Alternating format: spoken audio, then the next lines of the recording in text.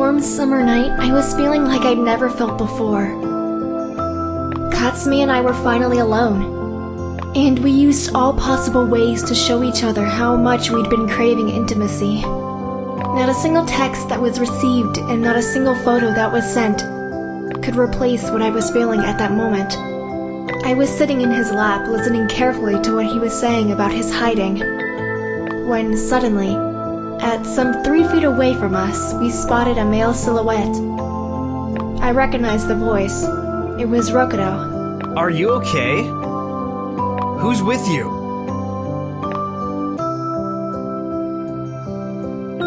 Rokudo!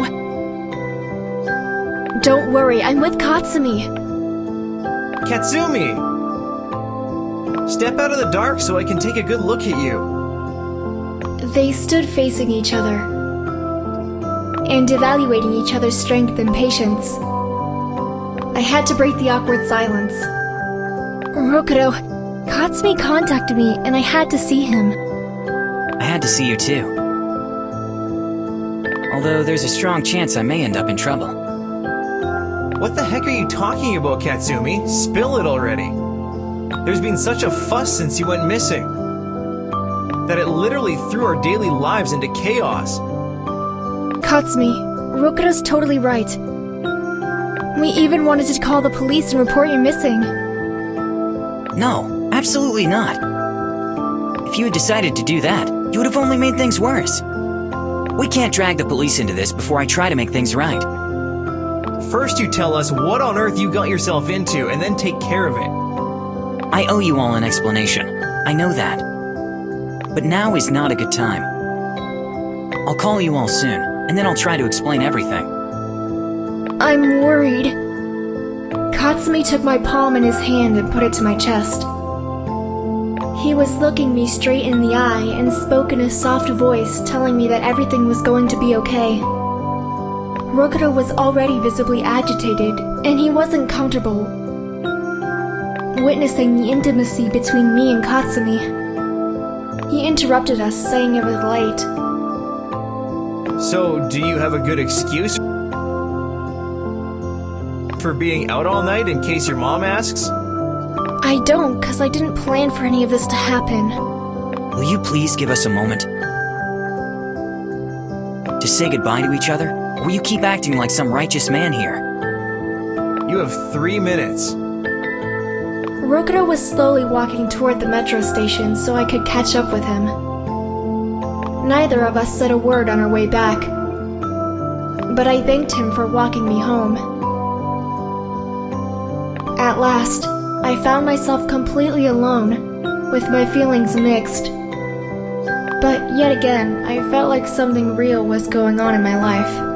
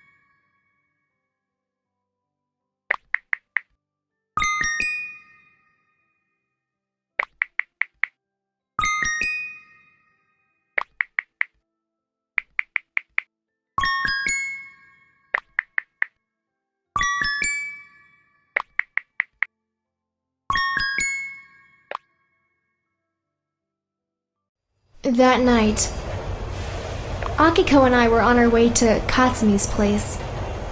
We had a long ride ahead of us. Since Akiko always knew everything that was going on in my life, I couldn't keep the fact that I bonded with Katsumi from her. Akiko, as long as we're alone, I want to share something. Just please don't judge me, okay? Wow, it's gotta be something huge then. I want to hear all the details, girl. You can already guess what I'm gonna say. I have a hunch. You're being super nervous and you look like you did something bad. Well, Katsumi and I took our text game to the next level. That was bound to happen sooner or later. There were sparks between you two even when you were in high school. Really? Everyone noticed that, except you. Come on, spill the beans. I'm all ears. He called me and asked me to meet him at the place we'd last met each other. And he couldn't tell me anything else. And you went there? Yes, I couldn't contain myself, Akiko. I missed him so much it hurt. Are you in love or is he just a crush? Akiko, you're asking very difficult questions, you know that? You don't have to answer. I don't need to know. It's important that you understand what you're doing or feeling. I understand. I can't think too much now. When I think that I'm about to see him soon, it makes me so excited. Oh God. You're in love. Mystery solved. Now it's clear to me why you're acting like that when it comes to him. We spent the rest of the ride talking about her love life, and her assumption that there was no man who could match her in all aspects of her life. But I'd rather say there was no man who could tame her temper. Akiko and I went out of the train and headed towards Katsumi's apartment. I suddenly started to feel euphoric, knowing that we would all be in the same room again. Akiko, let me just check if Katsumi's home.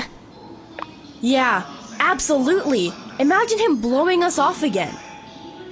Well, in that case, he'd better not show up in my part of the town ever again. I'll text Katsumi we'll be there soon. No, you should call him. Why would you bother wondering if he's read the text or not?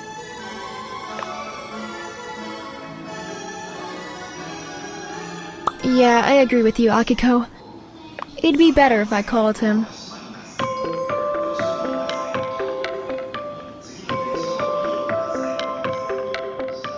What's taking you so long?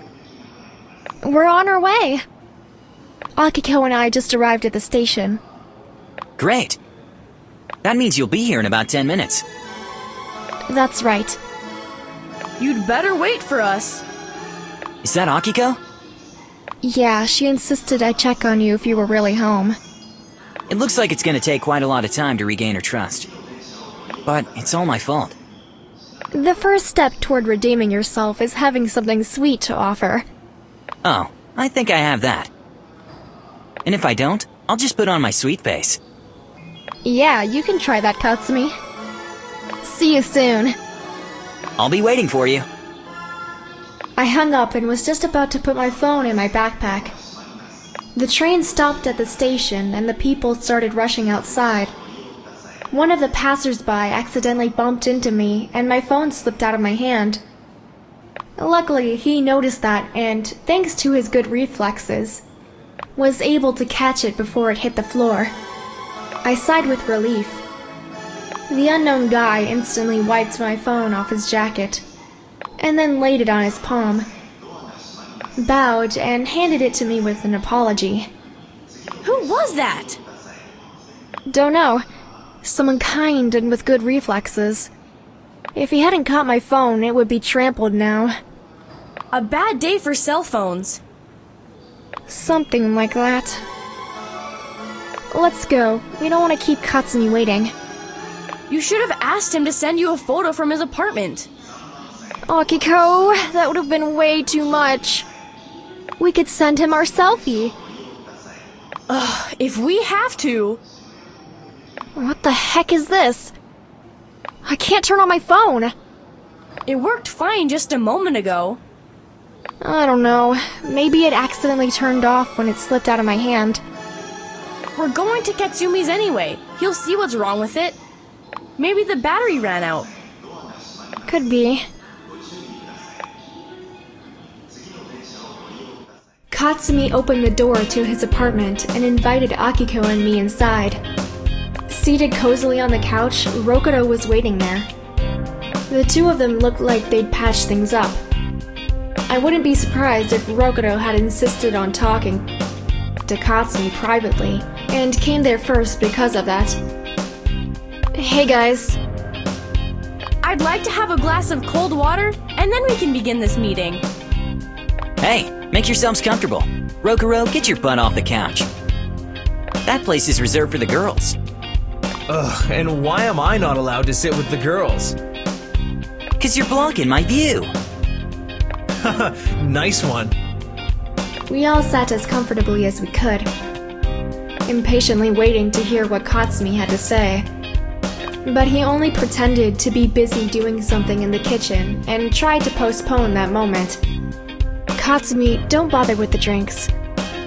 We didn't come here for the food and the drinks. We came to talk. Here I am. I'm making us some refreshments while we're waiting for the others to come.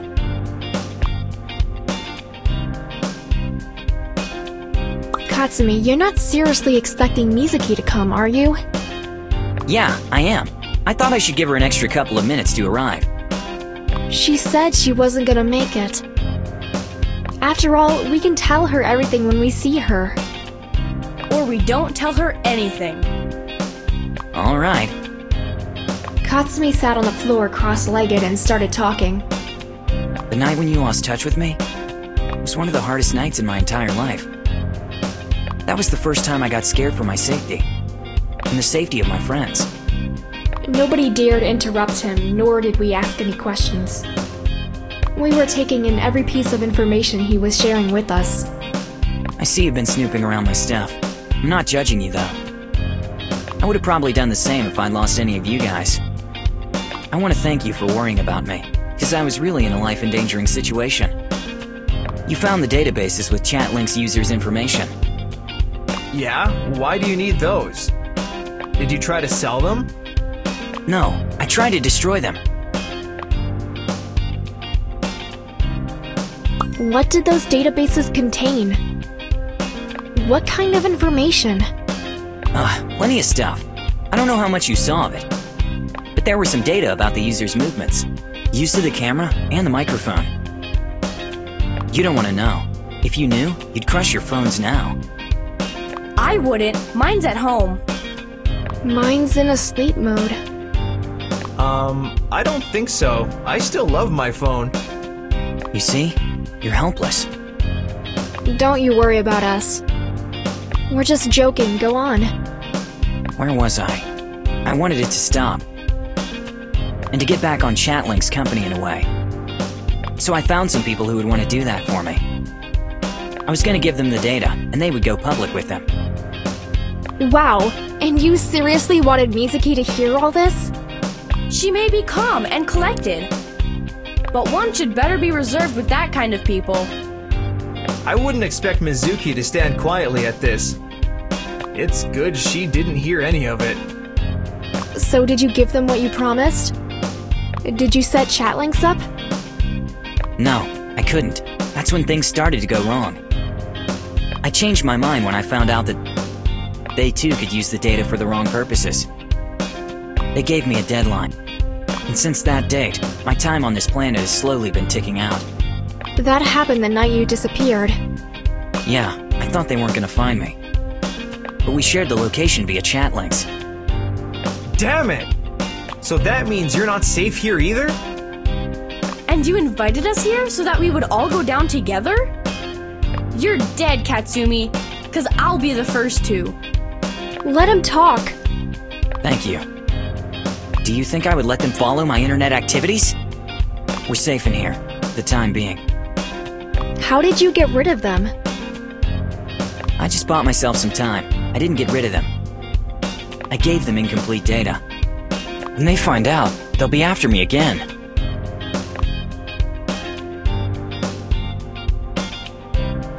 Why didn't you report them to the police? You could have killed two birds with one stone. Good advice. I did think about that, but I think I'd end up in jail all the same. Honestly, that's not so bad after all. You'd stay alive and the enemy would be defeated. Akiko, your honesty is cruel. But effective. You can't live in fear and keep hiding all your life. I'm not worried. As long as I'm not giving them what they want, I stay alive. I'm interested in something else. How safe actually is using ChatLinx?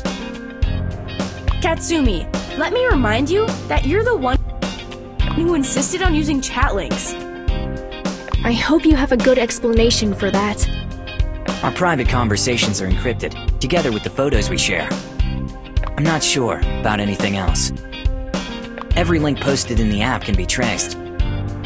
Katsumi was prepared to go so far as to change his identity in order to escape the blackmailers, but I didn't want to let them get away with it. I felt like something inside me was making me uncover the motives lying behind all that and bringing the criminals to justice. However, this is no longer a bedtime story. This was real life, and there was no place for any wrong moves. Together, we will come up with a plan and think of the way to save Katsumi from the vicious cycle. I'll have to think about what would be the best thing to do. That's not your problem. You don't need to do that. Yes, I do. Katsumi, I want to help too, but I don't know how. To be honest, me either.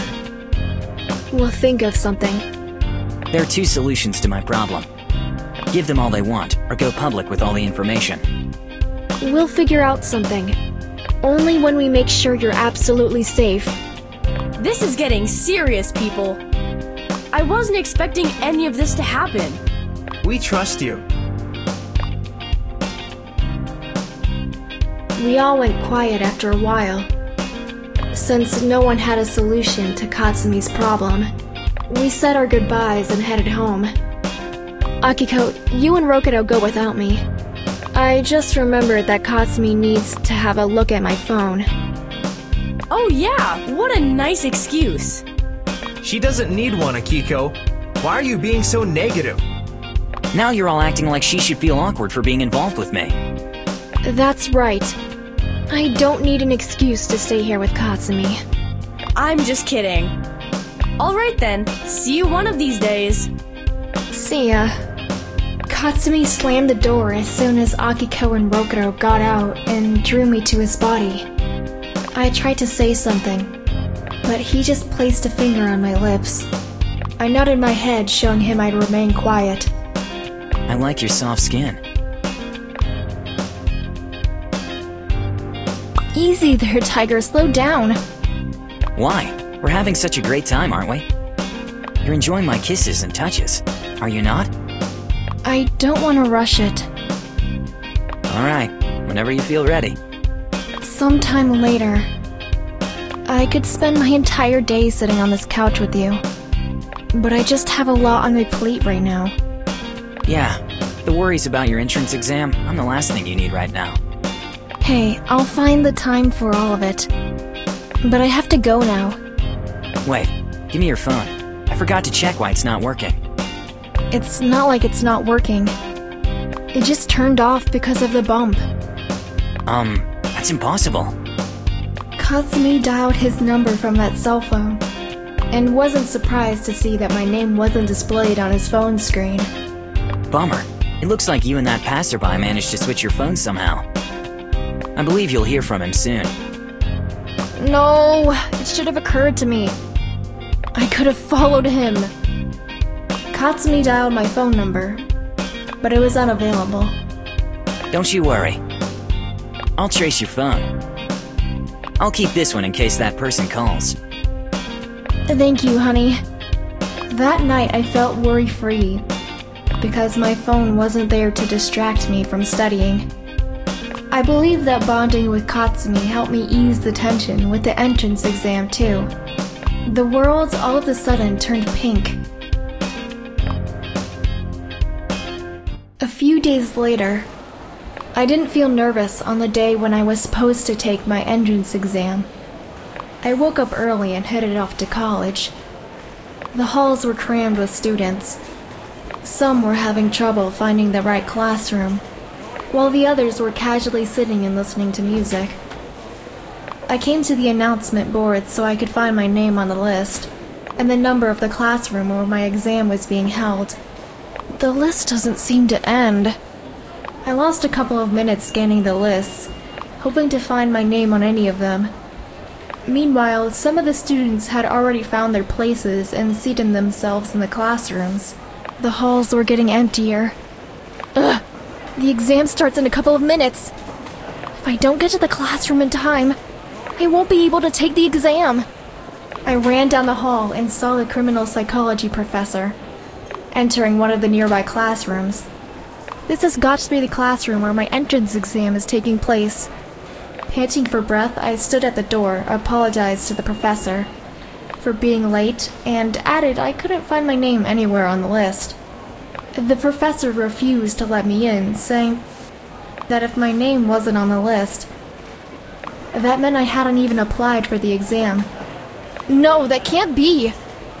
He then closed the door and left me standing outside. The mere idea of missing the chance to enroll to a desired college paralyzed me. Simply, my back was sliding down the cold wall, and then, just when I dropped my books and collapsed there, feeling hopeless and incapable of changing anything. Dad would be so disappointed in me if he were alive.